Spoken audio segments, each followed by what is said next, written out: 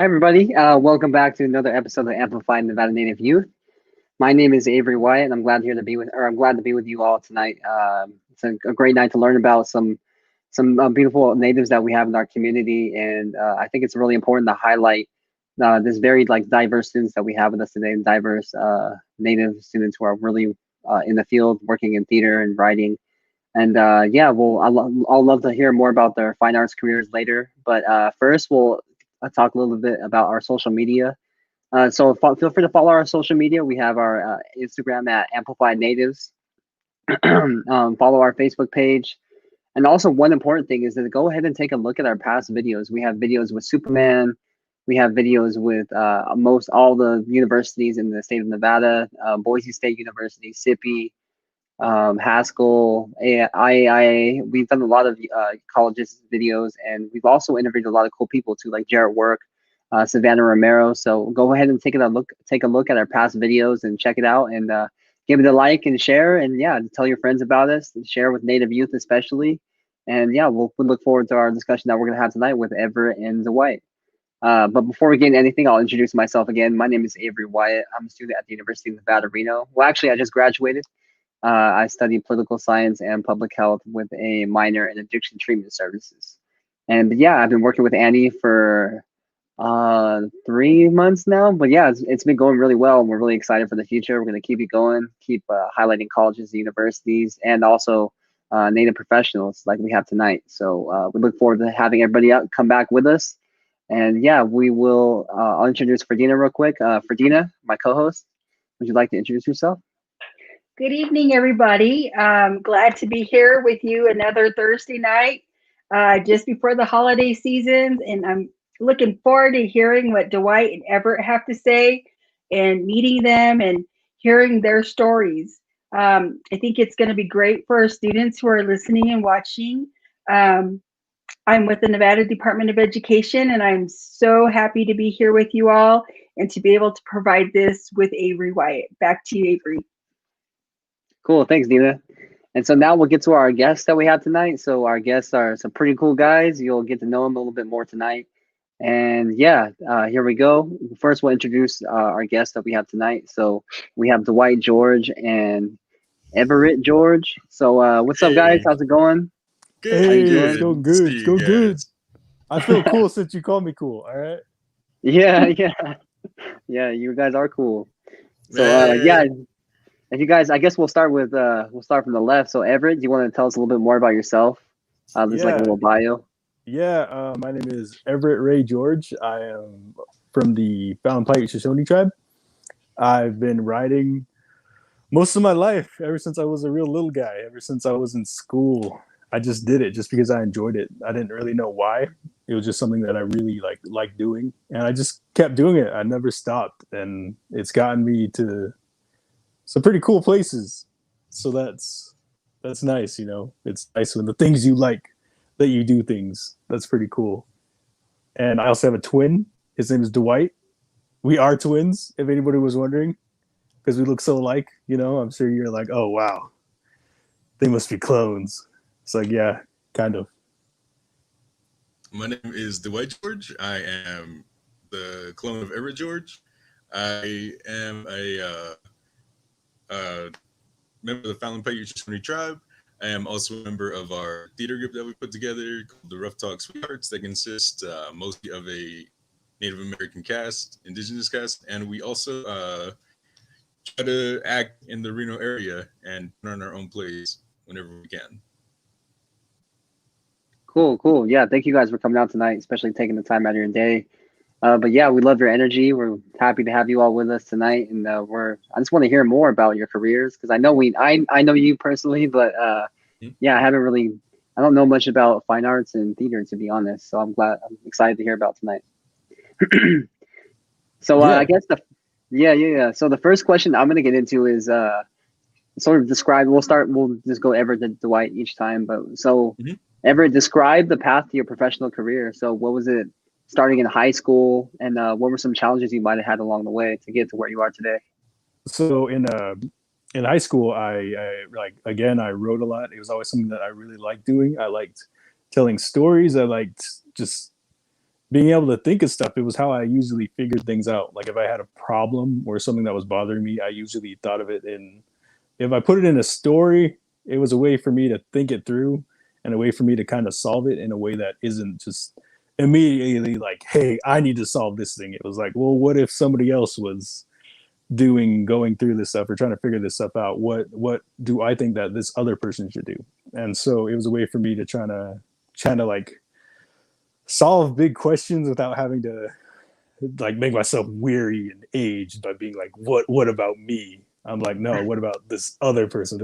How would somebody else respond? And then in that way, I kind of, and you naturally just interpret yourself. And so I write stuff. I'd write stories. I always took like English pretty seriously because I like doing it. I always took the assignments pretty seriously. I wanted to give the teacher something that they could enjoy, something that they would actually like, because I felt like it would kind of suck to like be a teacher of a bunch of teenagers and they're like, I don't care about this, you know? So then the teacher just has to read the same thing where it's like, man, this person just did it to get it through. I wanted to give them something that was like, hey, you know, this guy kind of wants to try to entertain me. So that's kind of cool. And so I do that, and my teachers liked it. They liked it. They enjoyed it. One of my teachers, her name was Miss Alcorn. She was my senior year teacher. She said that, yeah, I was pretty good. She said that I could do it. And you have it's really wild to really feel how much that affects you, to have somebody say, hey, you can do it. Like you're good at it. You should keep doing it. Even somebody to encourage you that it's not a waste of time. Because a lot of times stuff like that, it could just feel like, oh, I'm not doing anything. I'm not getting anything done. I'm just messing around. I'm just playing. And so it's hard to keep going. But if you have somebody there that'll tell you, hey, you know, this isn't a waste of time. This is something that you should keep doing. This is something that's pretty cool. You're going to keep doing it, which after I got out of high school, I was like, man, so like, should I keep doing it? And since my teacher said, yeah, you can. And since people just throughout my life, they said, yeah, you should keep doing it. I kept doing it. And so it eventually led me in 2015 to I just saw this flyer from the Bruca Theater in Reno. They have this, it's a yearly thing. They have I forget what it's called. What's it called, Dwight? Is it the biggest little theater festival? Yeah, it's the biggest little theater festival. And I saw that if you write a play, you just need to submit it, and then they'll give you a stage, and then you can put it on. They'll give you a venue to actually perform it. And I had no idea how to get my writing out any other way. I was like, I want people to see our stories. So I guess I'll do this because it's free and it doesn't cost anything, and we just have to do the work for it. So I wrote something, and then I asked Hannah Arthur and I asked Dwight George. I said, hey, so if I write something, will you take part in it? Will you act in it? Because we didn't know any other actors. We just knew that we were kind of willing to do it because it's hard. It's difficult to find like indigenous actors. It's difficult. So I just asked the people around me, like my family. I said, hey, will you guys be willing to do this? And they said, yeah. So we did it. We put it on. I cannot stress how much we had never done anything like that before. I'd never written a play before. I just knew that it consisted of people talking to each other. That's all I knew in like one area. So I tried to think of a way to fix a story around that, which was interesting. It's an interesting challenge. And we never acted before. We never done anything like that before. We never even thought of it. But since the opportunity was there, we just took it. We just said, hey, we should try it because we're going to regret it if we didn't. It'd be cool to have it out there. It'd be cool to have something like this, to have somebody else watch, to see somebody else like us doing it. Even if they think, you know, they suck, it's like, well, then you can do better. Like, you know, you can, I don't completely disagree. You can try to do better, and you should. You definitely should. So we did that, and people liked it somehow. Like, somehow people dug it. Somehow we were asked back again. We were asked to do another play the next year, and we've been doing plays steadily since 2015, which it really isn't as difficult as you think it'd be. You just need to do it. You need to actually keep at it. You need to actually. It's embarrassing. Yeah, there's a part of it that's like, what am I doing up here? Like, why am I playing pretend? But it's worth it because that's the only way we can get our stuff out there. That's the only way we can get things done. So really, my career has just been me just keeping at it even though like I didn't necessarily have anybody asking me to do it, I didn't necessarily have anybody waiting on it. I just kept doing it, and I kept looking for opportunities to get myself out there, because that's the only way that you could actually get things done, is if you, no matter how weird or how, I don't know, I guess embarrassed you feel about it, just do it. Because if you enjoy it, it's totally going to be worth it. Like, I'm very happy I get to do these things with these people that I love, and that I get to tell our stories, and I get to put them out there, and I get to do like really, we can write some, theater's weird. You get to do some weird things in theater, so we get to be really weird, and people call it like, oh, that's their artistic vision, you know. So that's really nice. Daring. That is bold. Yeah, they're auteurs, and it's like, yeah, man, you know, yeah. Mm-hmm. How about you, Dwight? What's your sort of journey through starting with high school to get kind of to where you got today? So starting with high school, I had a very weird experience. I was homeschooled basically from 7th grade to my junior year due to health problems that I had.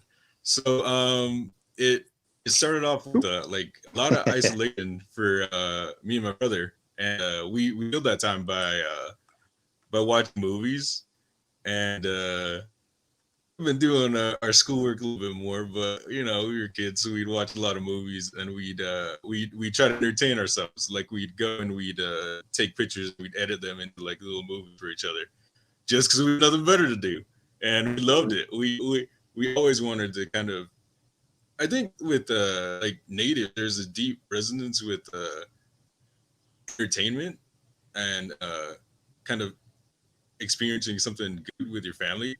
It's, since, you know, usually it's kind of multi-generational households together.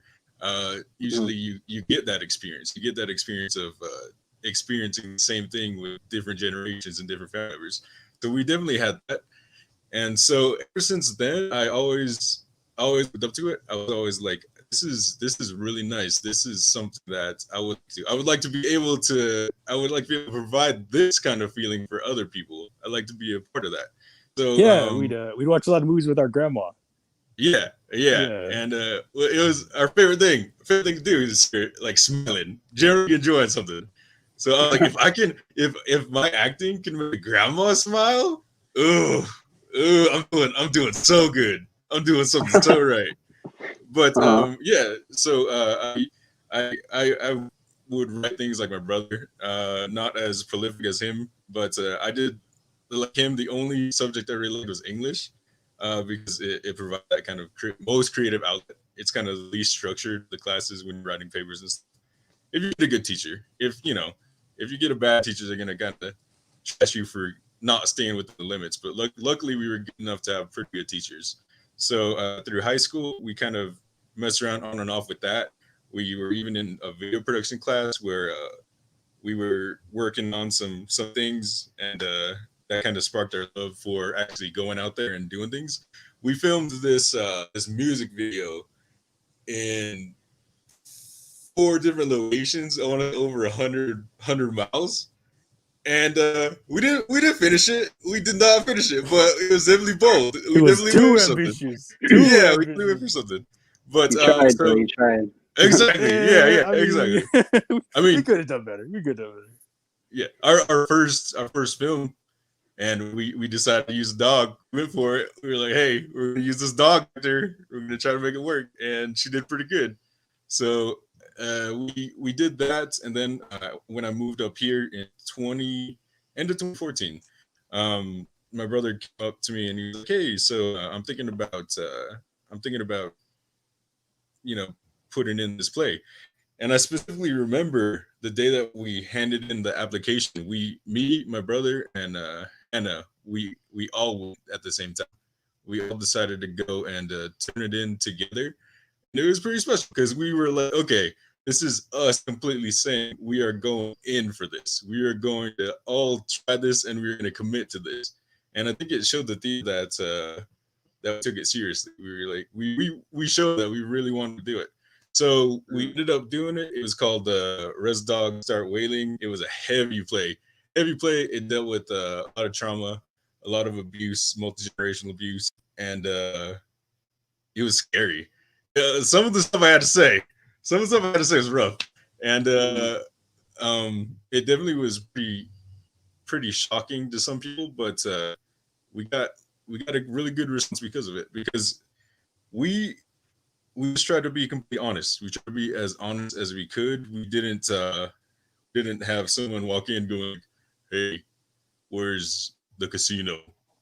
No, we just had people like sitting on the couch just talking to each other. We didn't have any flute music. Yeah, we didn't have any flute music. Once we walk in, no drums. Whenever you walk in. Yeah, like no Eagles. So it was just us and a family. So it was nice. It was really good, and it turned out pretty good. So that kind of definitely put me onto this path that I'm on, where I want to keep going. Mm-hmm. Yeah, that's really cool to hear how you because you both kind of started the same path, but yeah, it was just like that like action you took to like reach out. Like you didn't know if you were gonna make it, you didn't know if you were gonna like you didn't know what was gonna happen, but you just took that step to reach out, and now look where you are today, just doing something you like you said, Everett. I think that's really cool. And Yeah. I was wondering too, I know you mentioned like you had a cool English teacher, you had your grandma. And I know I remember every time growing up too, that's all I did too. I went to the movies with my grandma. If I was hanging out with my grandma, Yeah. she's like, "Oh, where do you want to go? The movies? We'll go to the theater. We'll go to the casino, then go to the movies." So, Yeah. Ooh. yeah. Oh, go ahead. I like karate movies. Oh, So, yeah. I was like, we were watching what's that movie that just came out on Disney this year? Talking about And- Mulan? Yeah. Yeah. I mean, it's not the one, but you know, it felt like the house was all dark. I felt like I was at my grandma's house watching this Oh, movie. yeah. Cool. Yeah, so thanks for that memory about grandmas. Yeah, grandmas are cool, man. Grandmas are cool. Uh-huh. They just And then get it, so- you know? Yeah. So like back to what I was saying, but I know they can be like mentors to us too. But was there any mentors or programs that you reached out to during that time, or like just any one person that you sort of like really inspired you to do what you're doing today?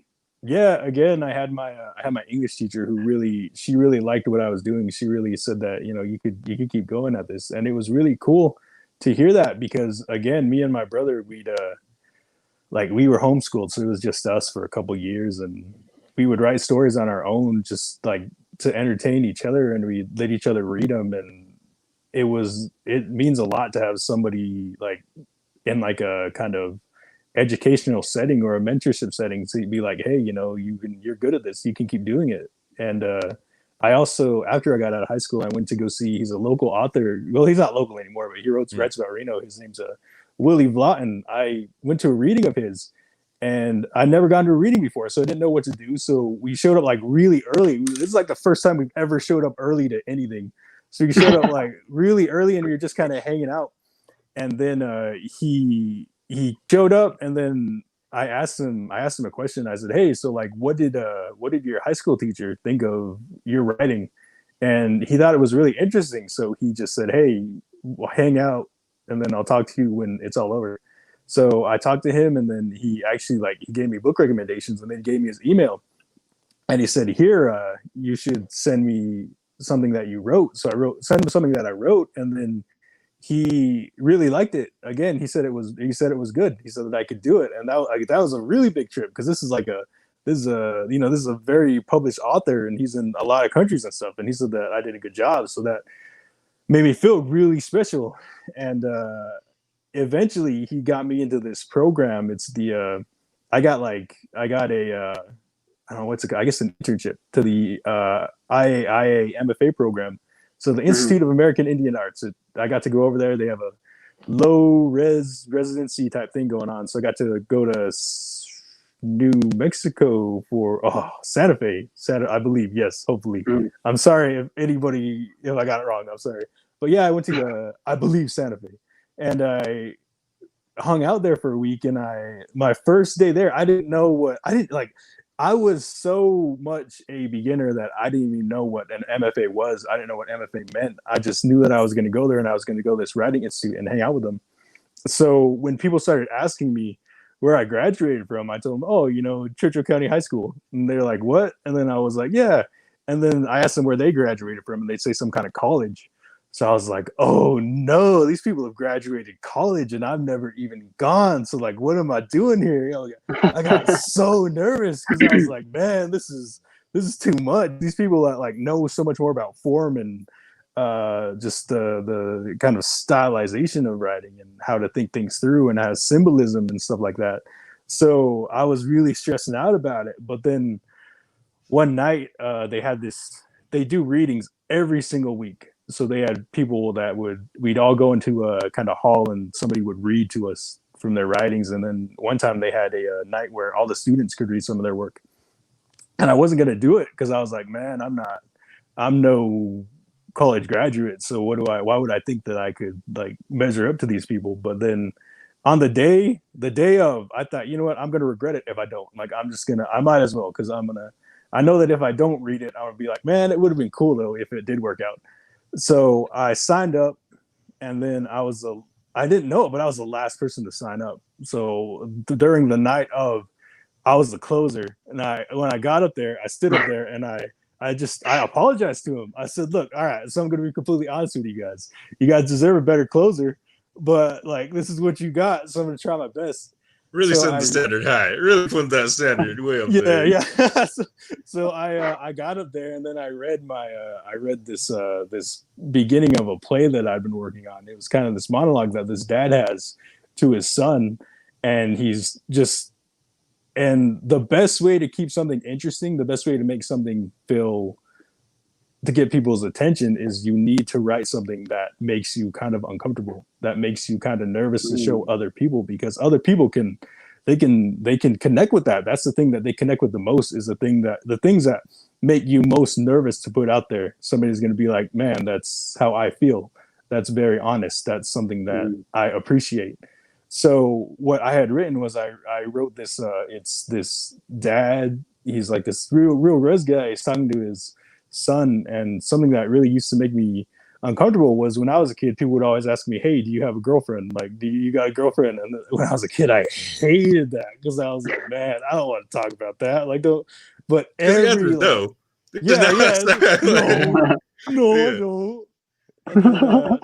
But like, yeah, I get asked it by these real older guys. So it was about some dude doing that, and afterwards the guy that ran the program, his name is John Davis.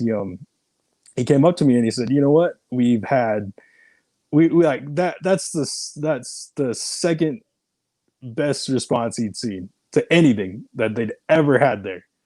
And it was a trip. Yeah, it was a trip. I was like, what? Are you serious? And he was like, yeah, man. He was like, he didn't say yeah, man, but he was like, yeah, I'm telling you, like that was something that I'd only seen like maybe once before.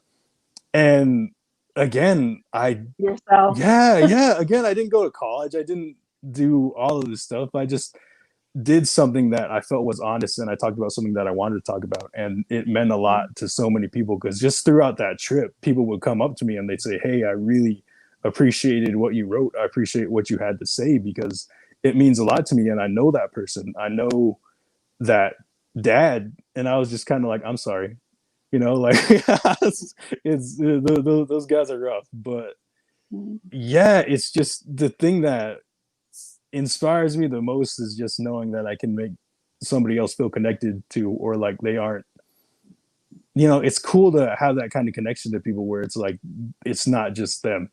They know that they're not the only people that feel a certain way about something. They know that they're not just on their own with this kind of trouble that they're dealing with. And that means a lot, because that's what meant a lot to us it was just us when we were just being homeschooled. That's kind of all we had. So sometimes that's the only thing that keeps you going. And if I can give that to somebody, that's incredible. That's like the best thing in the world. So that's what I strive to do. That's just so I make myself uncomfortable all the time, because that's what you got to do. Yeah. That's real true. And I think I'm glad you're talking about that, because some of our kids think we come the way we come. They only see the surface of us. They don't know like the internal stuff that we've dealt with or had to deal with in our life, and they just think we're all good. Yeah, you're adults. Exactly. You're just an adult. Yeah. And as a professional, like how do you're making that connection, And so we got a lot of kids watching this show. So this is awesome. All Thank you right, for that. cool. Yeah, you kids, you just gotta like just write whatever you need to say. That's what will mean the most to people is if you write something that you need to write, something that you need to express. That's what people connect to. That's what good writing is. Honestly, that's the whole thing. Just being as honest as you can. That's the best kind of writing that you can do. How about you, Dwight? Did you have a specific mentor that you really looked up to when you were sort of building into your career path? Yeah, probably like the first mentor I had it was my mom because she's a single mom, took care of twins on her own, and I don't know how she did it. I couldn't do it. She just physically, she said she got so strong because I'll admit we probably had some attachment issues. We're babies. We were so annoying. We did. We used to follow around everywhere she went. Much. Yeah, like we if she went to the bathroom, we'd probably have to follow her. And if I had to deal with that, I'd be like, oh. But yeah, so just be like, get out of here, man. Like, calm down. She always worked so hard just to make sure that we were okay and just to make sure that we were taken care of. And she always did her best to make sure that we were as good as we could be. And another thing that I really appreciated about her was that she trusted us. She really trusted us. She generally put her trust in us from a young age so that we could kind of figure things out on our own and learn how to basically be people, you know? Because if you're kind of getting your everything from someone else, then you don't have a chance to build on yourself, and that's really important. Is to the opportunity to kind of make yourself stronger. That way, you push away those doubts of, well, it's only because of this person or it's only because of that person. And she, from a young age, she let us do things by ourselves. She trusts us enough to just have a kind of freedom, especially when it came to things that we like art.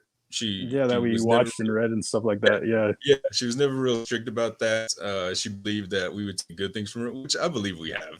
I think that really helped us and really shaped us to be who we are. And then my uncle was another big one because he was the funniest guy I've ever met, and he would one of our favorite things to do would be to watch movies. We'd watch movies with him, and he'd get dessert like a pie or something, and we'd just sit there and we'd watch it with him, and it was just so nice. He's generally a funny guy, so that's kind of where I get a lot of my kind of inspiration to be just as good of a person as you can be. But professionally, I've definitely had a lot of teachers. I've had, unlike my brother, I've had a semester of college, and I've met a pretty good professors during that time. They're very open to me. They were very receiving, and it means a lot to know that that just because you might not totally believe in yourself, other people aren't thinking the same thing.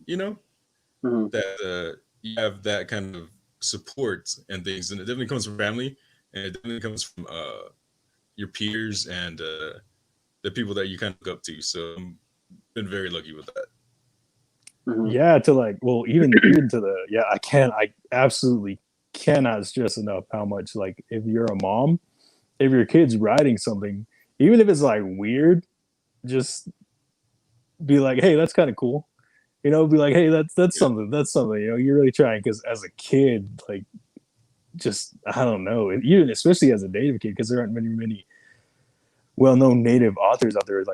We don't see native authors represented all the time, and so for a kid to like show you a story, it's a big thing. It's a big thing for them to do. It's a huge step, and there's a lot of nerves to it. And they're like, man, I hope my mom doesn't think I'm dumb, for wanting to do this kind of stuff. I hope she doesn't think I'm weird. So if they are doing that, again, my mom never made me feel dumb for writing. She never made me feel like I was wasting my time or anything like that. And that is such a huge thing. I cannot stress how huge that was for me, to just be able to have that ground level support. Just be like, hey, well, my mom thinks it's cool. So if anything, there's that. If anything, there's that, and that means a lot. So it's important to all you moms out there, just let them know that they're trying. Let them know that they're doing good, that they're making that effort, and it's appreciated. And she still does. Like we judge our pace off of her reactions. So like she'll be the only one in the audience laughing. But if we hear it, we'll know. We're like, all right, like, we did our job. Yeah. That is so cool. Yeah. So like, what is the most challenging thing about being native and acting and writing? It's honestly just thinking that it's something that we can do, something that we're allowed to do. Because a lot of the time, even like, especially on like kind of a reservation type area, if you're living deep res, it's hard to kind of find that kind of encouragement that it's an okay thing to do, that it's not a waste of time, and that you're not just pretending, or you're not just like doing something that isn't going to amount to anything. It's very hard to tell yourself that this is going to have worth, that this is going to be seen by somebody, and that this is going to mean something to somebody else. So it's tough. It's tough getting to that point where you can say, yeah, I can too. Like, I can do these things too. I'm worth being heard, and I'm worth being seen, and I'm worth being out there. And you are. You really are. Like, you kids really are. And I know that everybody tells you that all the time, but it's true. And also, if you guys have stories that you want to see, if you guys have movies that you want to see, if you guys have plays that you want to see, if you have music that you want to hear, you need to go into this knowing that nobody else is going to make it. Only you can make it. So if you have this thing that you really want to see, if you have this thing that you really want displayed, if you want to really, like, if you want more native movies or native stories out there, you have to go into this like just with the mindset that nobody else is going to do it. Nobody else is going to have that same kind of thing that you want out there. Nobody else is going to be like able to make it the way that you are. Only you can make it the way that you envision it. Only you can do that. And that's a burden. That's a responsibility, but it's also something that's really cool, because when people do like it, it's like, oh man, that's me, So they like that little bit of you that you've expressed. Right. And also learning lines. That's hard. Yeah. That's hard. That's hard. Writing, meeting deadlines. That's hard. I'm terrible at it. That's hard, man. Mm-hmm. How about for you, Dwight? What's the sort of biggest challenge that you think natives face in like acting or writing? It's definitely representation, because you like my brother said, he used us because there was nobody else to use, because a lot of people are visual, so they'll be like, well, if I don't see anybody like me doing, that must mean that I can't do it. I can't be a part of this because I'm not allowed to. And it's true. It was true for a long time. It was true for a very long time that we were kind of pigeonholed into these either drunks or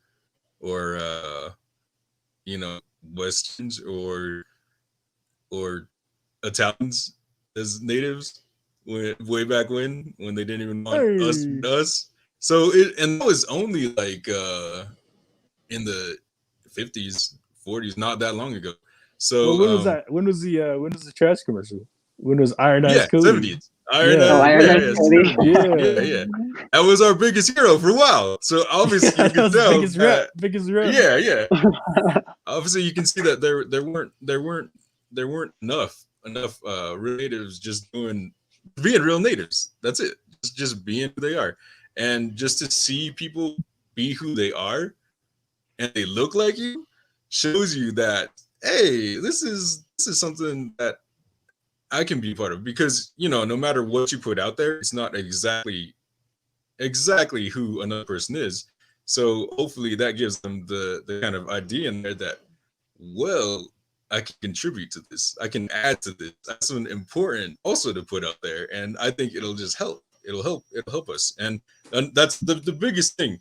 The biggest thing that we can't stress enough is that you can do it. You can do it. You just have to. You just really have to. And you'll learn. Like Yeah, learning is a part yeah. of it. Having things not work out the way that you thought they would, that's a huge part of it. And that's Mhm. something that really, if you're able to get past that, that means you're gonna make it. Because the Yeah. thing that makes a lot of people stop is like, well, this wasn't how I thought it'd be. This wasn't what this isn't exactly how I figured it turned out. But the only thing that makes it work is you keep at it, because it's just practice, it's just repetition, it's just constantly being like, well, okay, if it didn't work out this time, then let me figure out what was wrong and let me adapt to that. Let me try to make it something that is more along what I envisioned. And with Right. theater in particular, it is definitely one of the oldest forms of entertainment, and it is still very European centric, very very kind of straight white male in a suit talking to his family, or straight couples looking for love, like me and my brother talked about, straight couples looking for love in New York. Yeah, So NYC single. yeah. So we're like, okay, we can add something to this, something different. But again, of course, you're always gonna get pushback. We for anything different. If it makes people, if people have never seen it before, it'll make them uncomfortable. Therefore, it'll make them kind of confront it. Using your own experiences, Mhm. and nobody in mainstream society doesn't know those experiences. As Native Exactly. people, we know it. We Yeah. live that. We live res life. A great example we have is that we did a play specifically about Native representation in movies, and we did it for the Baruka Theater. And the Baruka Theater, they've embraced us. They haven't tried to restrict us or anything, but the audience tend to be, like with any theater, kind of older white crowd, a little bit more well off. But we don't cater. So we have very specific jokes, and that we know, and that's why we gauge it by our mom, because she knows the jokes. So like if she's laughing, then she gets it. But so we did one there, and it did all right. It did pretty good. We got pretty good laughs, but got to do it at the Pyramid Lake High School in front of all those kids, and it felt so good to finally be in front of an audience that got everything that you're trying to do. Everyone's laughing. Yeah, exactly. The best review that I got afterwards was there was this kid, he was cleaning up, and he just looked at us and he said, "Hey guys, you guys did a good job." How old was he really? He's probably what, like 9th grade? He's probably like 14. He was young. Yeah. But he just said, "Hey guys, you guys are great." And I was like, "Oh, thanks, man. Appreciate it." So it's definitely you're finding an audience, and especially we've been having conversations around the local theaters here about race and what it means to be kind of a minority in theater, and not even just race, just any kind of non-regular conforming. I guess what people would say is like the standard. And so I've been helping with some talks around here, and it's very, all the plays that kind of are still put on and popular are from way back when sometimes they didn't even want black people playing black people. So it's definitely needs to change. It definitely needs to adapt, and we definitely are trying our best to just push back against that and to show people, hey, you don't have to know everything that's going on. You can learn some new stuff like we've had to. Like we relate to most things that are out there, because we're not out there. So it's really nice to just make our people feel comfortable, Yeah, and I was gonna say too, like, I think growing up, most of us natives, we always had like that big stack of movies like by the side of our couch, or, like, next to the TV. So we know good like films, we know good movies, like even like people will be like, and we've seen all the movies too. So for native kids that tell you guys like, "Oh, you're doing a good job," like that's a good job, like that's wild, man. That's because native kids, we've seen movies, so we know what we're talking about. That's like, man, who needs what is it? What are plays are like what, Tonys? Oscars? Who needs those? All right, we got the thumbs up. That's the native thumbs up. Powerful. All right, that's the most powerful thing. I heard a hawk cry when I got that. All right. I was like, uh, That's and great. I know you talked That's when he about pulled. too. Yeah, that's when he pulled the iron eyes. Got that one tear going. I just looked at him. I know you talked about too how previously, like how you kind of discovered all this stuff in high school or like when you were homeschooled too. But so for our youth out there that are listening, our kids, do you think that they should have their career paths figured out in high school, or what's the best advice you have when it comes to figuring out your career path? If you do, that's really cool. Like there are definitely, if you do know what you want to do in high school, there is definitely there's a reason for it. You know, if you're pretty certain on your path, then you should keep pursuing it. Like that's really good. That's really good that you have that kind of sort of set ideal about this is what I want to do. This is what I'm made for. This is what I'd like to do because like I've been writing since elementary school and I always known that was something that I wanted to always do, and I've kept doing it. So it's possible. It's possible to keep those kind of interests. It's possible for things to like for you to make progress on them. But if you don't, then no, you're fine. You're fine. You still have to live. You still have to figure out what kind of things you like. You still have to figure out what kind of you're best suited for. You have to figure out what makes you happy. Like when I was just got out of high school, I worked at a gas station and I worked at a Fox Peak Station. Shout out Fox Peak Station for I worked there for like 6 years. I worked there for 6 years. So and I didn't feel bad. I didn't feel like I wasn't doing anything. I didn't feel like I was like wasting potential or anything because I enjoyed my job. I enjoyed helping people out. I enjoyed making people's days better because you can do it. Like even if you're just working some kind of like minimum wage job, if you enjoy it, that's fine because it's work. You're helping people out. You're helping them do things. You're making other people's lives easier. Like you wouldn't. Like, with everything that's going on, you know, it's clearly been disproven that if you work in a minimum wage job, you're not, you know, as worthy as anybody else because you know it's shown that it's so important. It's what keeps us going a lot of the time. Mhm. So you know, it's there's just that stigma of you know, you need to be really successful in order to be really happy, and that's completely not true. You know, you could be doing, Yeah, I was fine with them if I was just gonna work in a gas station and also write stuff. I was like, you know what, that's pretty cool. Like that'd be a pretty cool way to live because I'm happy and I make other people happy, so that's good enough. And then eventually, I got fired for I got fired for constant tardiness. So I was thinking about it. I was like, wow, I got fired from a gas station job. Shocker. I had no other experience. I had no other work. I had no other things to do. So I was like, man, what am I gonna do? What would I apply for? And then I saw this the youth shelter out on my reservation. They were hiring for these things called youth techs, and you take care of the kids, you watch after them. They're like these kids they're kind of in the foster system, and it caters exclusively to Native youth. So I was like, man, you know what? That'd be kind of cool. Just saying it like to kind of help out these kids. I wasn't sure if I'd be good at it, and I wasn't sure if I'd like how much I would really enjoy it because I'd never been like, oh, you know, I like kids are.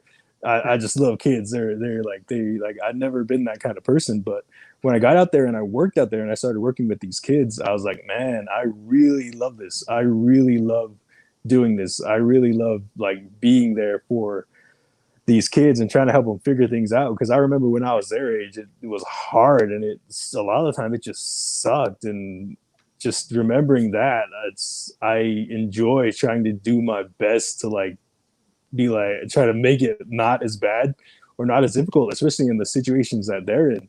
So that's another passion that I found. I like helping out these indigenous kids, and I like trying to make their lives easier in like some kind of way that I can. And that's something that I didn't expect. That's something that I didn't think that I would be as passionate about or as like just all for. But it is, and I found that out at 26. Like I didn't find that out until I was 26 years old, and so it happens. It's just progression. It's just you learn as you go, and there's nothing wrong with that, because once you know, then you truly know, and you're like, hey, this is something that I'd like to keep doing, and then you have a purpose, and then you have a kind of goal to like work towards, and it's nice, there's a kind of fulfillment there, and it's something that you can't force, and it's something that you can't be like, well, I'm going to find out what I'm passionate about right now, I'm going to figure it out. It's like, no, you just got to give it time. You got to accept that it'll just come to you when it's supposed to.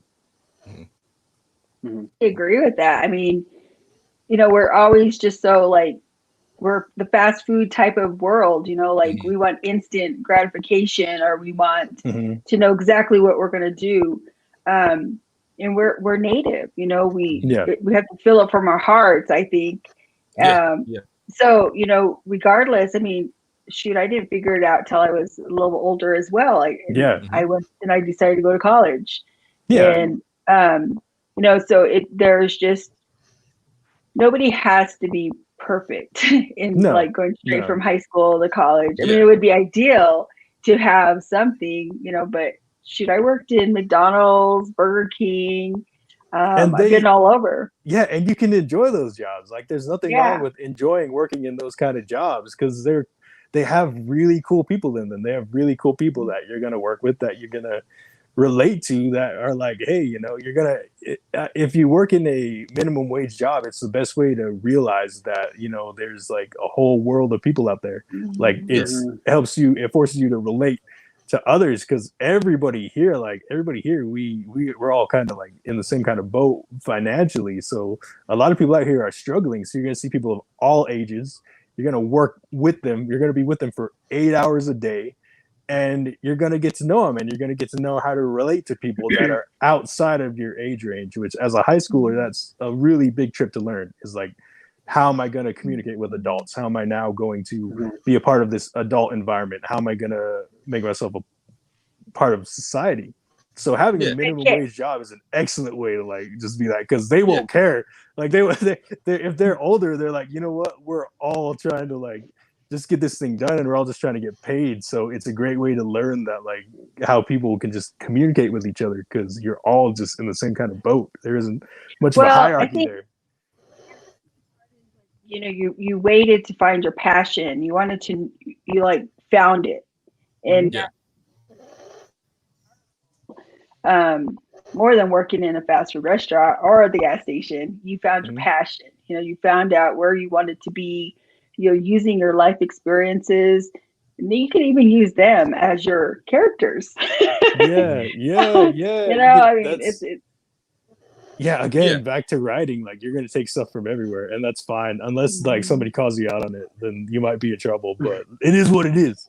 All right. It is what it is. Like, you should never judge someone based on their job when they're just trying to help people, like literally fast, people are, choose like fast food is the standard where they don't do anything.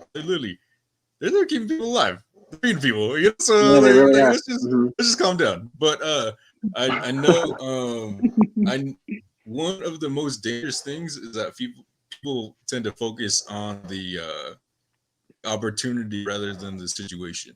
So just because you have the opportunity, and just because someone tells you that you should be doing something, you should really look and see how you feel about it.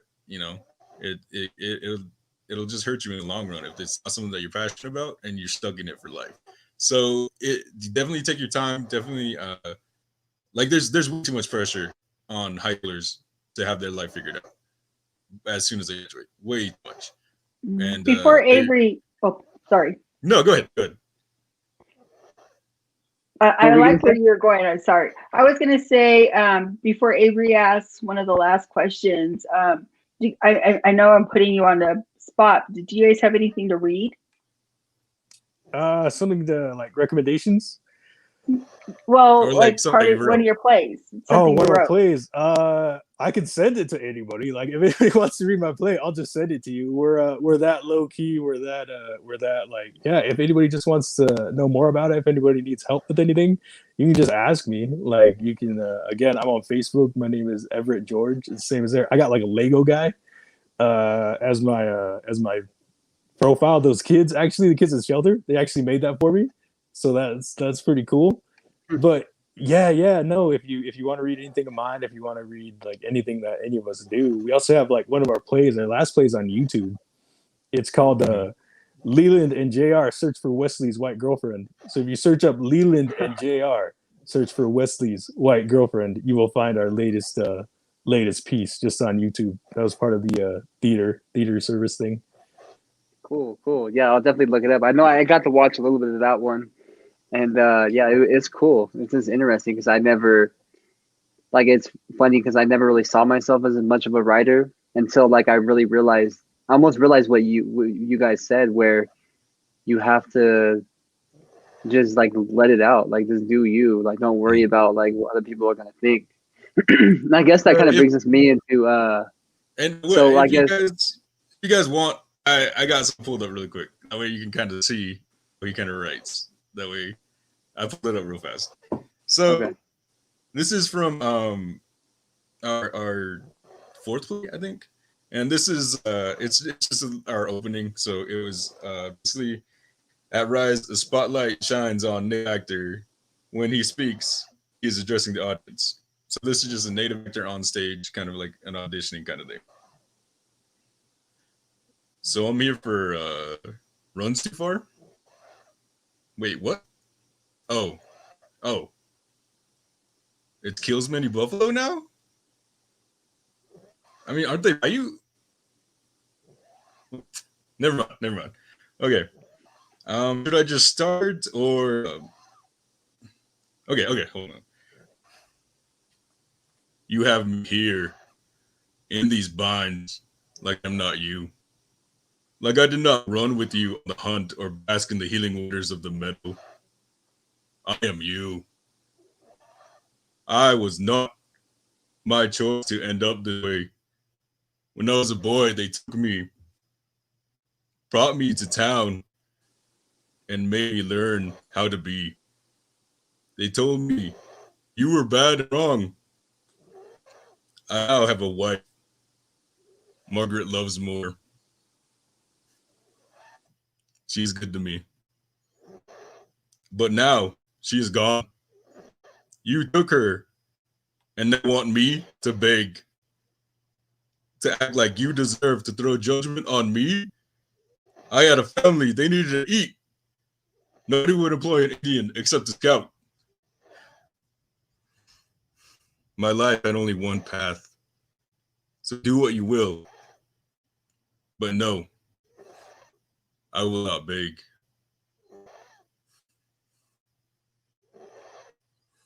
Wait. I'm sorry. Wait, Chubby? Me? Well, yeah, but I mean, are there others? I mean, will anyone else read this shit? Oh, wait. How many? Oh, I'm sorry. It's just I really connect with this character because I have a lot of people to feed too. And that was our opening for the last one. The one before that. So That was awesome. That's That's cool. that's what's interesting about like now, especially with the Western thing. Like they ask for fit natives, and it's kind of hard to find really fit natives because like that's not really like that's what most people don't think about is that they need to find skinny people, and that's hard, man. Like trying to it's find a short native. difficult. Yeah, exactly. like, Yeah. I mean, in Nevada at least, in Nevada, trying to find a short native. But I guess the one thing I was going to get into a little bit earlier, but so I guess in one sentence, what would you do? What would be your best piece of advice for Native youth pursuing a career in fine arts? Like one like piece of advice that you would give.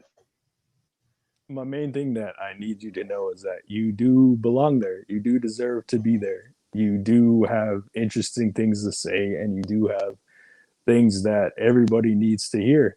Like, you're not wasting your time. You're not just doing something for nothing, because again, like, oh, I know that it's going to be hard, and I know that people are going to make fun of you, or you're going to feel very insecure about it. But just remember that, like, us natives, we love native movies, but we have a very hard time. Like, people love native movies, but they won't really want to take part in one. So also always remember that, like, any kind of native story, like native theater, native movies, they're cool to watch, but just be aware that you're gonna kind of have a hard time getting people to actually do it, because there's that deep insecurity there.